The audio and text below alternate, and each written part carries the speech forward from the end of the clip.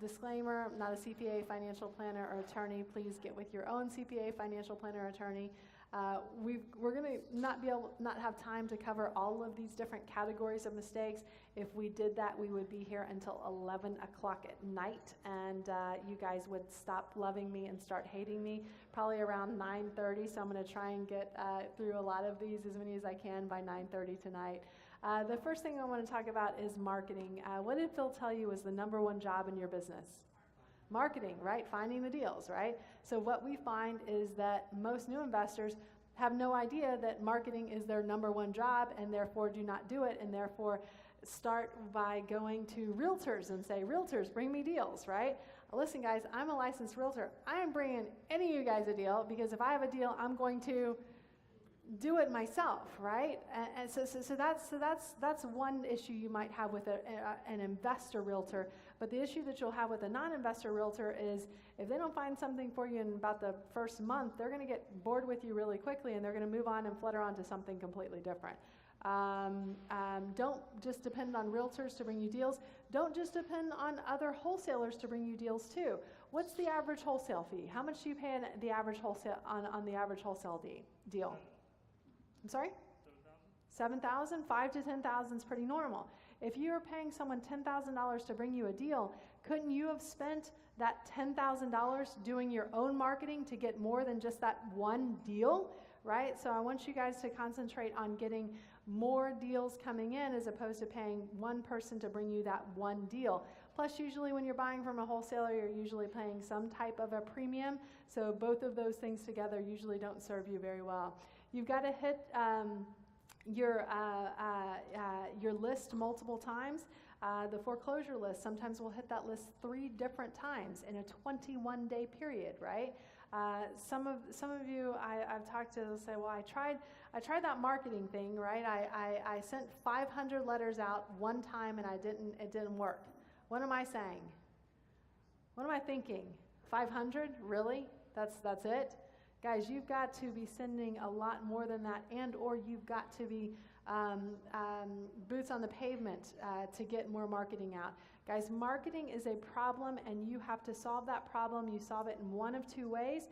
If you have a lot of time on your hands, but you don't have a lot of money, you will throw time at that problem, and you will pursue the marketing strategies that take more time and less money. If you are working 60 hours a week, I hope you have a lot of money, right? Because you're working really hard. You don't have a lot of time, so you're going to use the marketing strategies like the direct mail strategies, like the pay-per-click strategies that will take more money but will take less of your time.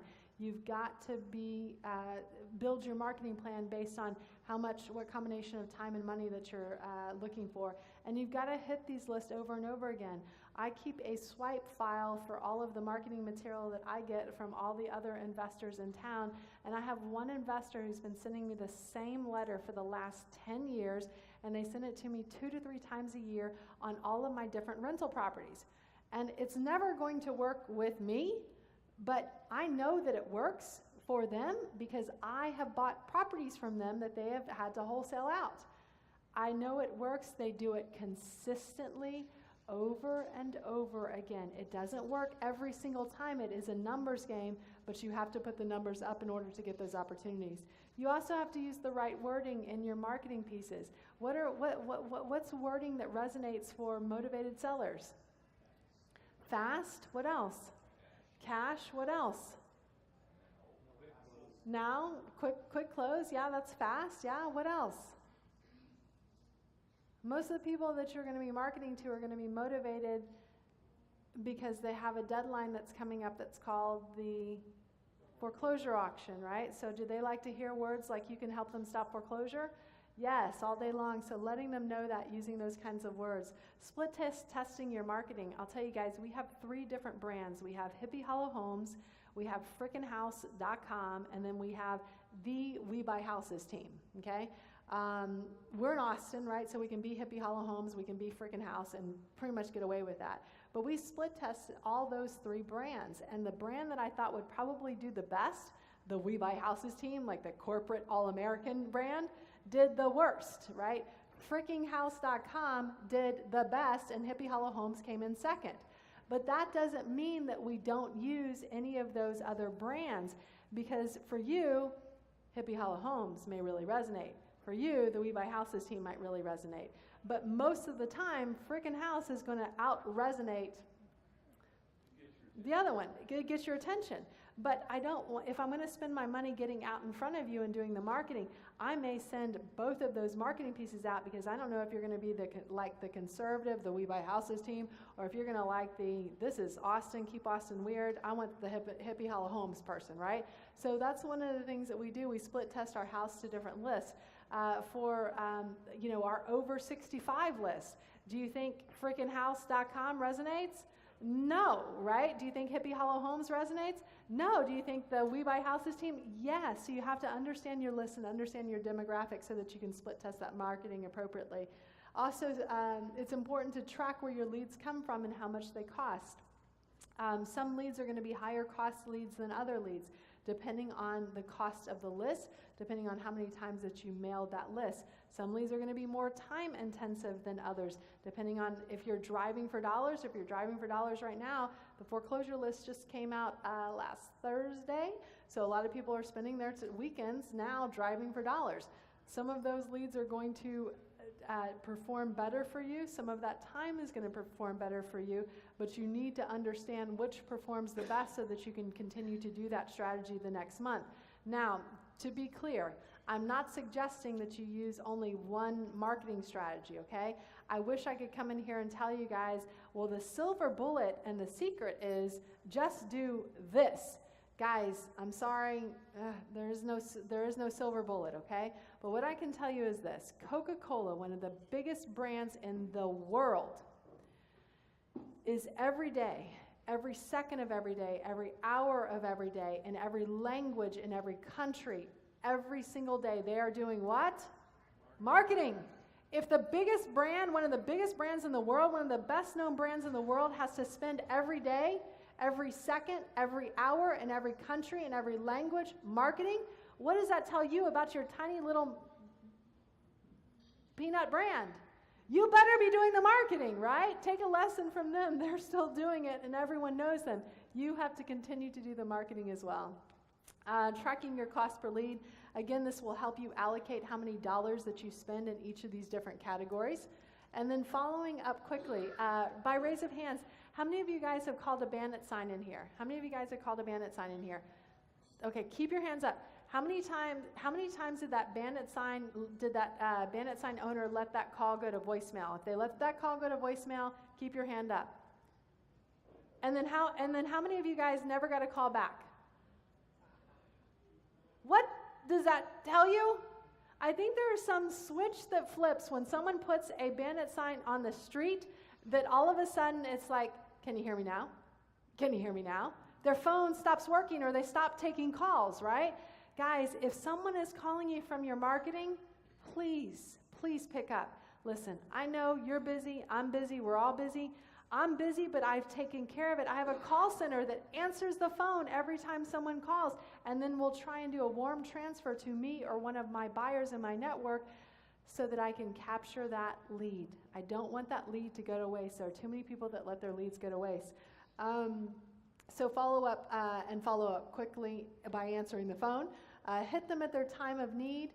Obviously, people on the foreclosure list, they need you today. Now would be good, right? But usually they don't realize that they need you until about 3 days before the house is actually going to auction, which puts you in a very tough position, but you can still handle that. Landlords, a lot of people will market to landlord lists. The best time to market to landlord lists is when? When do you market to landlord list? End of the month? Summertime, because most of the houses churn, right, turn over in the summer months. What's the second best time to market to landlords? End of the year, so or actually beginning of the year, right? January, because if they're not escrowed on their taxes, right, their tax payment is going to be late. Their property tax payment is going to be late if they don't pay it by January 31st of the following year. Kaylee, practice the questions that you ask when a seller calls. What kind of questions do you ask when a seller calls you? What do you ask them? What do you want to know? Why are you selling? How do you ask that question? How do you ask that question? Is that the first thing you ask them? What's your situation? What do you ask them? When do you need to sell by? How can I help you? What else, guys? How did you get my information? I'm tracking my marketing here. Help me out. What else? What do you need to sell it for? What else? What else do you want to ask this person who's calling you? Saw your sign. Name and contact information. Like, let's just hit the basics, right? And when you get their contact information, what kind of contact information do you want to get? Name, phone number, email address, work number. Hopefully, if they are working, make sure to get multiple ways to reach out to them because, right. So a lot of the people that we're dealing with have those like prepaid, phones, and sometimes those just they just stop prepaying them, right? So get multiple sources to be able to reach out to them. What else do you want to know? What else do you want to know? What else do you want to know? Facts about the house? Has it been remodeled? Square footage? Yes, good.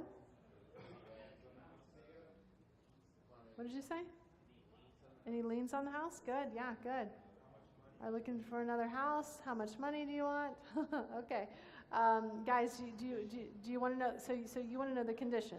I want to know the condition, right? So as soon as they give me the information, the house, the address, I am looking up and pulling a CMA on the house to see what that property is worth.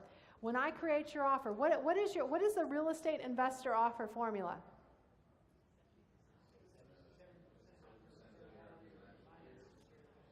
%70 of ARV minus repairs. What is ARV?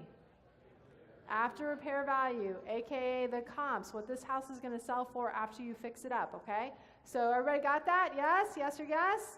Then everybody's ready for a pop quiz. Yes? Yes? No? Yes? ARV is $200,000, repairs are $50,000. What do you offer?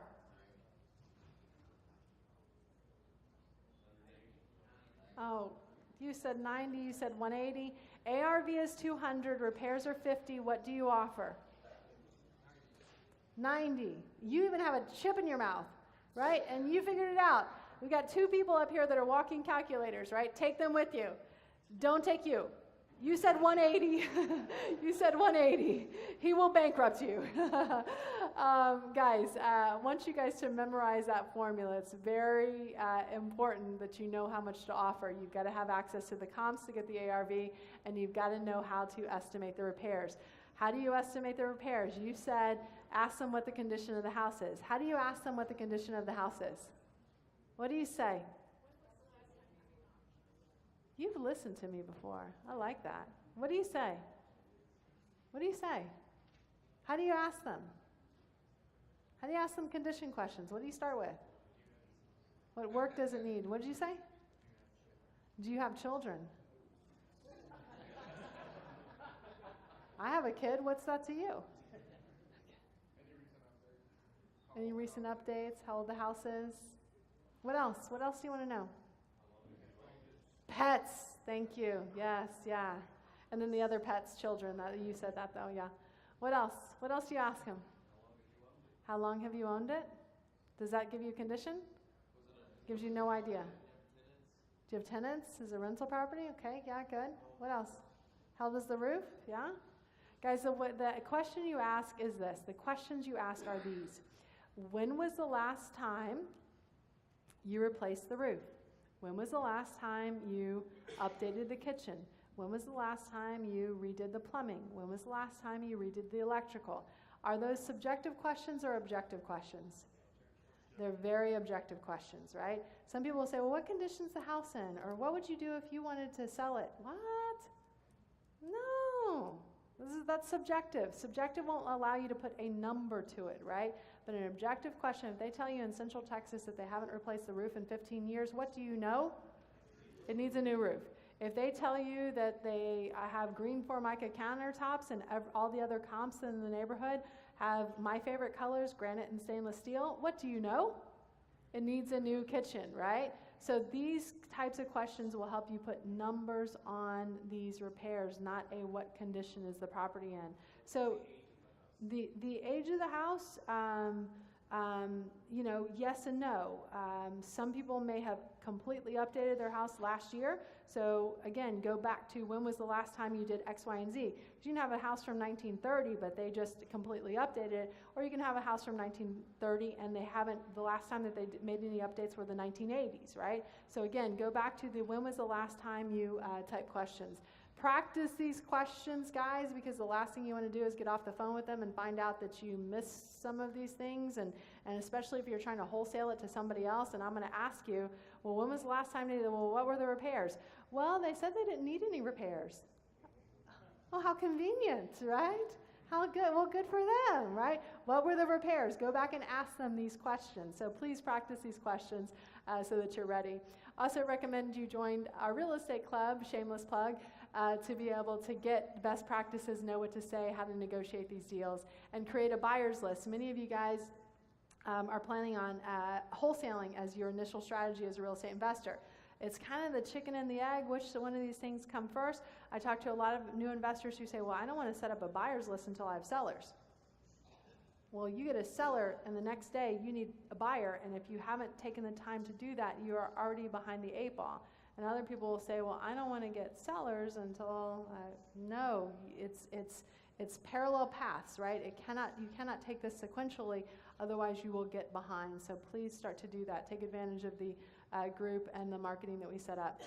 Some of the marketing that we use a lot, because for us, we don't have a lot of time to put it into our marketing because of our schedule, but we have a lot of money to throw at marketing. So for us, we do a lot of the yellow letters routes to several of the different marketing lists that we get. For those of you guys who joined membership and who have the blueprint, we talk about the 65 different marketing strategies that we use as real estate investors. So we use the ones that are the more costly ones. You can just Google yellow letter and get a great, much more clear version of that than what I have up here. What really works well is to have it handwritten, both the envelope as well as the yellow letter itself. Rehabbing mistakes. This is really small font, and it could have gotten even smaller because there are so many mistakes that new investors make and even experienced investors make as they remodel houses. And this can be one of the scariest ones because it's the most capital intensive strategy that you can take on as a real estate investor. So number one thing that I see is I see a lot of new investors who will overpay for a house. And as a real estate investor, you make your money on the buy. You get your money on the sell if you do everything right, okay? But I'll see a lot of new investors who will overpay for a property. Hi. I see a lot of new investors who will overpay for a property and they think, oh, I'm going to make it up, I'm going to just be doing everything myself, right? Guys, that will not work. Usually when you're doing everything yourself, it takes you much longer than if you hired a crew of 10 guys to come over and fix the house for you. It will cost you time, and time is money, because the distribution curve of real estate sales is roughly January, February, March, April, May, June, July, August, October, no man's land, right? So you don't want to be taking so long because you're trying to save money and do it yourself. You could have hit the market in August if you would have hired somebody else, but because you didn't, now you're hitting the market in November, which means you might be holding that property until March of the following year. Average sales, summer months, 3,000 to 4,000 sales a month. Average sales winter months, 2,000 sales a month. Doesn't mean that it won't sell, it just means fewer sell in that time frame. A lot of brand new investors will over improve their property, right? They want to make it like, well, if it were me and I lived there, then I would want all of these awesome things. Yes, guys, it is not you. You are not going to live there. You need to improve it to the level of the other comps in the neighborhood. Yes, it is true that if you over improve it, it will go under contract faster. I didn't say it would sell faster. I said it would go under contract faster. But if you priced it up here and all the other comps are selling here, then when your buyers, lenders, appraiser goes out and says, let's take a look, they're going to say, we're only going to lend up to this amount and not up to this amount. So you're just basically giving away a lot of the improvements that you're making and not being able to take advantage of that because you over improved for that particular area. Make sure you get the right contractor. Do not pay everything up front. It's not uncommon for a contractor to ask you for 20, 30, 40, 50% down. I don't like to pay anything down, but in this market right now where we are, where contractors are just very maxed out, right? You have to pay up front to get a job started. Usually that upfront fee is going to be somewhere between 10 to 20%. Make sure you have, don't just go with the lowest bid. I see a lot of new investors will say, oh, I'm just going to go with the lowest bid. If you do go with the lowest bid, make sure that that includes everything that was in the other bid too. I've had a contractor who was a lower bid come in and say, oh, well, I put $1,600 for the garage doors, but the garage doors came in at $2,100, so here's the extra bill for that. No. You gave me your bid. My expectation of you as the contractor is that you did your due diligence and research to find out that that garage door was going to be $2,100, not $1,600. You can't just pass that cost on to me. So be sure you understand who's paying for what in terms of labor and in terms of materials, and who pays for any overages that may come in as a result of a subcontractor coming in higher than you originally thought. Get an affidavit of all bills paid. Also get a copy of their insurance. I'll tell you a terrible story of a very close friend and a colleague of mine. Got a house, was working on a house, saw the contractor's insurance, and it said that they were a remodeler, and said, great, they're insured. If anything goes wrong on my property, I'm good. Long story short, the house flooded, and the owner, the investor, said, okay, I'm going to tap into the contractor's insurance policy because you did something wrong. Well, in the meantime, the insurance agent changed the contractor's insurance policy from being a remodeler's policy to being a fence builder's policy. So the fence builder's policy didn't cover anything that happened on the interior of the house. Guys, make sure, this was a 1 in 1,000 thing, right? But guys, make sure that they are insured just in case something goes wrong, that you are covered. And get an affidavit of all bills paid. I can tell you story after story of mechanics liens, right? Every day, probably hundreds of mechanics liens are filed downtown. I've seen investors who have paid their contractor, and then the contractor did not pay the subcontractor, and the subcontractor put a lien on the investor's house, even though the investor paid. That's a terrible situation to be in. Know who your contractors are hiring, and make sure that those people are getting paid along the way. Getting permits, I used to always say the same thing. Let me see if I want to make sure I get it right. I always get a permit. Always, always, always. I used to say that, right? I said that for years. And then I would say the only time I would get a permit is when I was improving or adding square footage outside of the existing footprint of the property, okay? When I'm adding square footage. I can't say that anymore. The city of Austin has like a marketing campaign in effect now where they have like on city buses, right? Hey, you see some unpermitted work going in? Why don't you give us a call at 311 and the city will be all over you. So the city has inspectors driving constantly to check to make sure that the work that you're doing right now is permitted. So get a permit. It's going to take a while to do it. Usually your contractor can get that permit for you. But do also anticipate in advance that when you invite the city in as your partner in building, and I use the term partner very loosely here, right? Because you want them to become your ex-partner as quickly as possible, but they are going to invite you to do things that you did not originally bid in your contract, right? You may say, well, I'm just going to update the electrical, and I'm going to put in a new air conditioning system, and they'll say, well, that's awesome. But because of our city ordinances and our green energy policy, we also need you to bring the insulation in the attic up to R37 or whatever it is, right? So that may be another $800 worth of cost that you did not originally build into your budget. So a lot of times you think you're doing one thing or the other, and they're going to tell you, yes, you're going to do all those things plus this. And then going through the inspection process, they will fail you almost every time on that first call out to bring the inspector out. They'll give you a list of things. You will fix all those lists of things. They'll come back in and they'll find 5 new things to fail you on. Do not make the mistake that I made and say, hey, well, you just go ahead and let's just take a really good look around because I don't want to do this all over again. And I had a city inspector tell me, and I quote, "Lady, I am not your builder." Okay. So don't be shocked. You know, you may think, oh, I've hired a contractor, like he's he knows all this stuff. They do, but they'll never be able to keep up with what the city knows and wants you to do. And this goes for production builders as well. Production builders will have all sorts of things that they need to correct as well. Let's see. Most new investors underestimate their cost in terms of how much it's going to cost them to do their renovation, and they underestimate the time it's going to take to finish their renovation. I'll give you the rule of thumb that we use. On average, you will spend about $5,000 a week.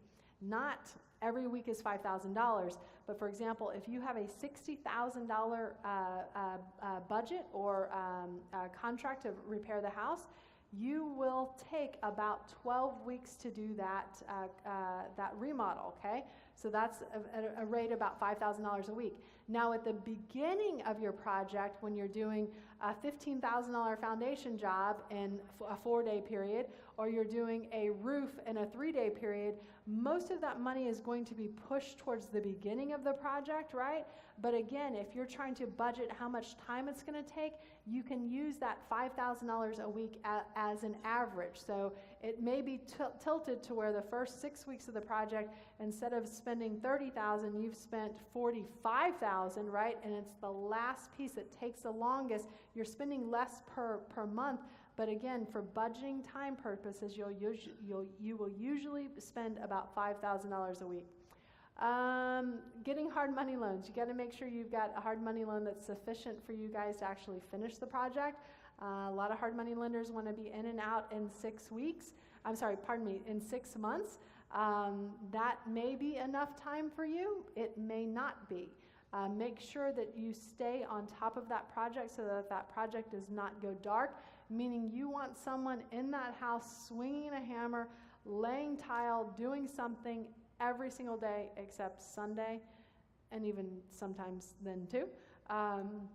But you don't want that project to go dark, because every day you're paying hard money expenses, every day you're paying property taxes, utilities, every day you're losing on that market cycle and where you're hitting the market in terms of the day that you list that property. Let's see what else I have here. Doing too many change orders.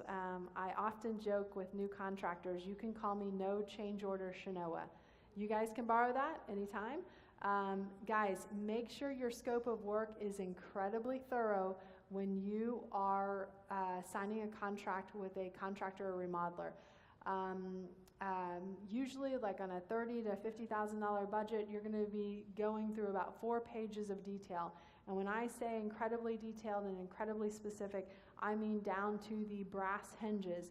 And the story that I have to relate to you guys about this is I did what I thought was like this is my best work ever. This is my best scope of work ever. There will be no change orders on this project, right? And I scoped everything in the house: brush nickel, light fixtures, brush nickel doorknobs, brush nickel plumbing fixtures, all new cabinets, all new countertops, new sheetrock, new flooring. I just had, my Sherwin-Williams SW6126 flat paint here and then glossy paint here on my ceiling, and I was so specific, and I thought I just nailed this one. I'm not going to pay a dime extra over what I agreed to, and I let my contractor know this. This is what we're doing. I'm not going to make a change order, so let's not even, don't even, that's not going to happen. So I get to my house and I'm checking on it, and I came over the day that we put on the new doors. And when I'm looking at all the house, I got brushed nickel everywhere. And I get to the doors, and there are brass hinges on my brand new doors, with brushed nickel doorknobs. By the way, brilliant. That's just wrong. And we had that talk. You believe me? There was that talk that was had, and it started like this. Really? This is really how we're going to do this? And I thought, I'm going back to my scope of work, because I scoped it in my scope. I was very confident and thought I had it. And I did not. I did not. And did you know that brass hinges cost 18 cents less than a brush nickel hinge? It is true. Your contractors have a nose to sniff out the cheapest stuff at Home Depot, okay? You correct their nose by giving them that detailed scope of work. And by detail, I mean down to the hinges. Got it? Got it? Hello? Okay, good. I see a lot of contractors who will write a contract. Fixed house, $35,000, half due and payable now. And I see a lot of people sign it, and I see a lot of contractors disappear from the face of the earth, okay? Please don't do that. Build in a timetable with changes and late charges. When the market's down, you can say, for every day you're late, you pay me $100. When the market is up, like it is now, and we don't have enough contractors to supply the amount of work we have, they will never sign that, okay? But when the market's down, they will sign whatever you put in front of them. We've got a long ways to go before we get there.